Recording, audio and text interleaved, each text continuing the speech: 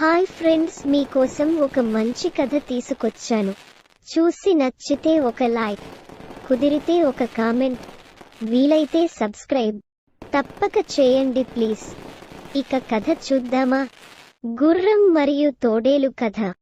ఒకరోజు తోడేలు తన గుహను వదిలి ఆహారం వెతుక్కుంటూ అడవిలోకి వెళ్ళింది. చాలాసేపు అడవిలో తిరుగుతున్నా తినడానికి ఏమీ దొరకలేదు. తిరుగుతూ అడవి చివరికి చేరుకున్నాడు. అక్కడ ఒక చిన్న గ్రామం ఉంది.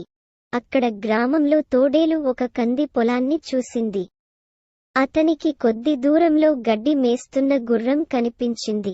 గుర్రం కాలికి గాయమైంది. దాని కారణంగా అతను కుంటుతున్నాడు.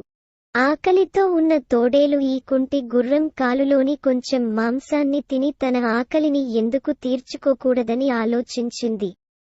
ఇలా ఆలోచిస్తూ ఆ గుర్రం దగ్గరకు వెళ్ళి, హలో మిత్రమా, ఎలా ఉన్నావు? నేను బాగున్నాను మిత్రమా, గుర్రం బదులిచ్చింది. అప్పుడు జెత్తులమారి తోడేలు, నీ కాలికి ఏమైంది? దానికి గుర్రం, ఒకరోజు గడ్డి మేస్తున్నప్పుడు ఒక ముళ్ళు నా కాలికి గుచ్చుకుంది.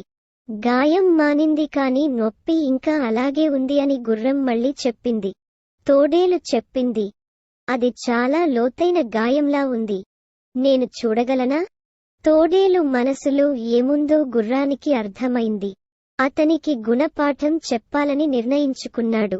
తోడేలు కాలుని చూసేందుకు వంగగానే గుర్రం తోడేలు ముఖంపై బలంగా కొట్టింది.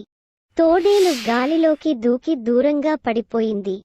పాఠం: ఇతరులను ఎప్పుడూ తక్కువ అంచనా వేయకూడదు.